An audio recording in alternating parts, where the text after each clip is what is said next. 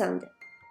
Il reçoit alors les conseils des personnages qui partagent la scène avec lui, mais comprend rapidement que tous les conseils qu'on lui donne sont intéressés, donc il annonce qu'il ne suivra aucun de ses conseils.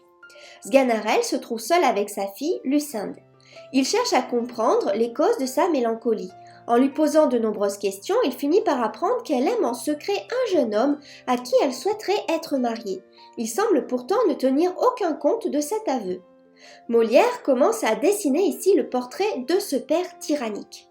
Lisette, la suivante de Lucinde, la rejoint sur scène. Elle contribue à la conversation car Sganarelle est en colère contre sa fille qui laisse planer le mystère sur les causes de sa mélancolie. Lucinde avoue à Lisette qu'elle veut se marier, mais Sganarelle fait mine de ne rien entendre en dépit de l'insistance de Lisette. Il n'exprime que du rejet et du courroux envers sa fille. Le spectateur perçoit bien l'exubérance de ce personnage de père caricatural. Laissés seuls sur scène par Sganarelle, Lucinde et Lisette évoquent le projet amoureux de la fille de Sganarelle. Elle aime en secret un homme qui a demandé sa main. Elle ne lui a jamais parlé, mais a perçu à travers ses attitudes beaucoup de tendresse. Il est selon elle un parfait honnête homme. La jeune fille est déçue que son père fasse la sourde oreille et se montre tyrannique. Lisette promet d'agir en faveur de ce projet de mariage et de convaincre Sganarelle d'écouter le souhait de sa fille. Lisette est ainsi typiquement la suivante qui va devenir l'adjuvant du couple amoureux. Seul en scène, Sganarelle dit clairement qu'il n'a aucune intention de se soumettre aux désirs de sa fille en ce qui concerne ce mariage. Lisette retrouve Sganarelle et lui explique que Lucinde, désespérée par la colère de son père, a eu la tentation de se jeter par la fenêtre. Elle y a finalement renoncé, mais Lisette lui décrit une situation dramatique. Lucinde est suicidaire et elle se trouve dans un état de profond désespoir à cause de la colère de son père à son encontre. Elle est en passe de défaillir. Sganarelle fait appeler des médecins parce qu'il pense que sa fille est folle. Donc le premier acte de la pièce dresse les portraits des personnages et met en place les ressorts de l'action. Une jeune fille amoureuse est contrariée par son père, la suivante va entrer en jeu pour obtenir une issue favorable aux amants. Sganarelle a fait venir 4 médecins en chevet de sa fille. Lisette exprime ses doutes sur leurs compétences et n'est guère en accord avec cette démarche. L'acte 2 sera marqué par cette opposition entre Lisette et Sganarelle au sujet de la vision de la médecine. Donc on voit déjà la critique que Molière fait à l'encontre de la médecine puisqu'il pense que tous les médecins sont des charlatans et qu'ils ne servent qu'à faire mourir les malades plus rapidement. Lisette dit clairement au médecin, Monsieur Thomès, ses doutes sur sa capacité à venir en aide à Lucinde. Mais Sganarelle tente de couper court à cette conversation. Lisette insiste en relatant une anecdote. Un cocher est mort après avoir été consulté par un médecin. Le médecin est incrédule, tout comme Sganarelle qui paie les 4 médecins d'avance. Les 4 médecins devisent entre eux, parlent de leur trajet dans Paris, des contraintes de leur profession et d'une querelle interne au corps médical. De tout sauf de la situation de Lucinde. C'est dans cette scène que commence la satire de la médecine. Sganarelle les appelle au chevet de sa fille en précisant que l'oppression de cette dernière augmente, c'est-à-dire qu'elle se sent de plus en plus mal. Chacun des 4 médecins commence par refuser de se prononcer le premier. Mais devant l'insistance de Sganarelle, 2 d'entre eux prennent la parole tour à tour. Le premier préconise une saignée. Le second pense qu'il faut administrer un émétique. Un émétique, c'est un produit qui empêche de vomir. Ils se lancent alors dans une dispute. Chacun prétend que le traitement conseillé par l'autre tuera la jeune fille. Donc en fait, il ne se passe rien. Les 2 autres médecins, donc messieurs Bailly et Macroton, s'expriment à leur tour à la demande de Sganarelle. L'un parle très lentement au point que des tirets séparent les syllabes dans l'écriture de ses répliques et l'autre bredouille, donc on ne comprend rien de ce qu'il raconte. Il semble d'abord dans une forme d'attentisme, il préférait que les autres fassent quelque chose.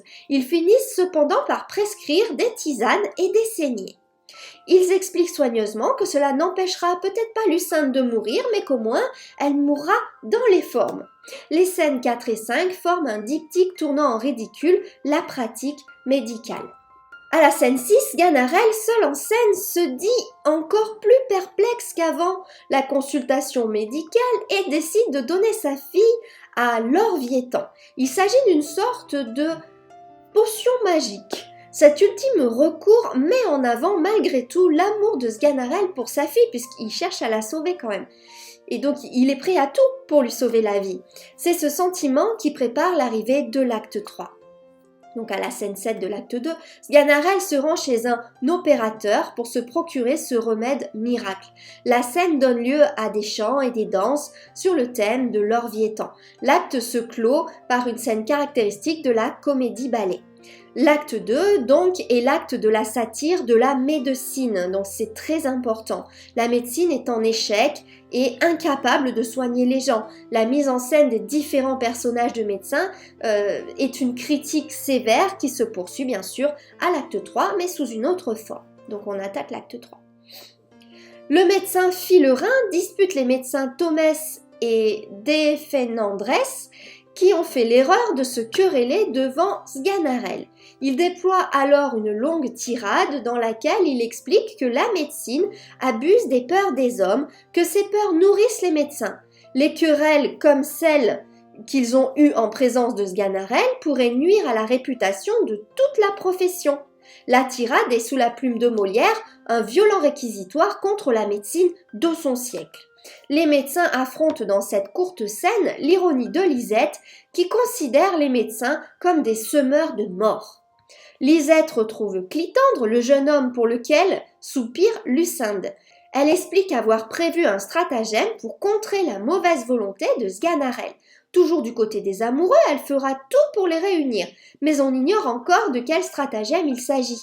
On comprend néanmoins qu'elle a fomenté une manipulation de Sganarelle qu'elle décrit comme un personnage lourd et pas très malin.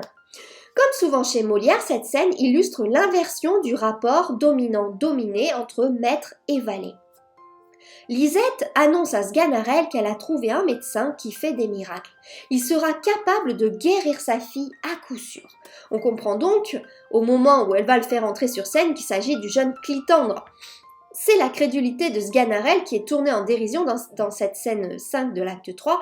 Clitandre, portant un habit de médecin, prétend soigner les malades par des paroles, par des sons, par des lettres, par des talismans et par des anneaux constellés.